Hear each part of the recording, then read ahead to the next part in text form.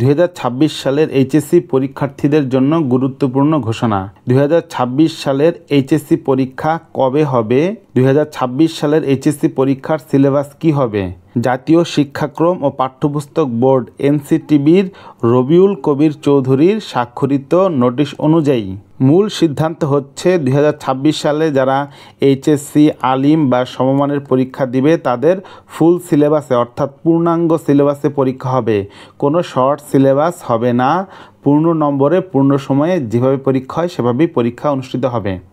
তার তথ্য অনুযায়ী এইচএসসি 2026 অর্থাৎ এইচএসসি পরীক্ষা অনুষ্ঠিত হবে 2026 সালের মে জুন মাসে অনুষ্ঠিত হতে পারে সম্ভাব্য তারিখ ধরা হয়েছে।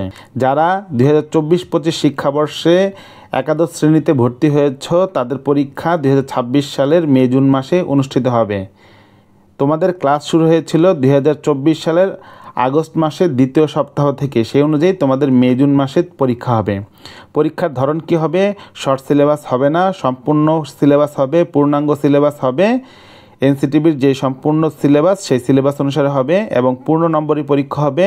100 নম্বরের পরীক্ষা 100 নম্বরই হবে। ওই যাদের প্র্যাকটিক্যাল আছে তাদের হচ্ছে 75 মার্কের পরীক্ষা হবে, 25 মার্কের হচ্ছে তোমার প্র্যাকটিক্যাল পরীক্ষা হবে। 75-এর মধ্যে হচ্ছে 50 হচ্ছে সিকিউ আর 25 হচ্ছে এমসিকিউ, দুইটা মিলিয়ে হবে। আর যাদের 100 মার্কের পরীক্ষা হতো 70 মার্কের সিকিউ আর 30 মার্কের এমসিকিউ, ওইটাই হবে। এবং পরীক্ষা 3 ঘন্টা হয়তো 3 ঘন্টাই এখন হবে। এই নোটিশটা জাতীয় শিক্ষাক্রম ও পাঠ্যপুস্তক বোর্ড শিক্ষা মন্ত্রণালয়ের আন্ডারে, তাদের হচ্ছে নোটিশটা দেখো, বিষয় দেওয়া আছে। পূর্ণাঙ্গ পাঠ্যসূচিতে গ্রহণ করা হবে এইচএসসি পরীক্ষা এবং এইচএসসি পরীক্ষার্থীদের পরীক্ষা হবে মে জুন মাসে। এটা এনসিটিবি থেকে দেওয়া নির্দেশনা। এখানে রবিউল কবির চৌধুরী চেয়ারম্যান, অতিরিক্ত দায়িত্ব এনসিটিবি দেওয়া আছে।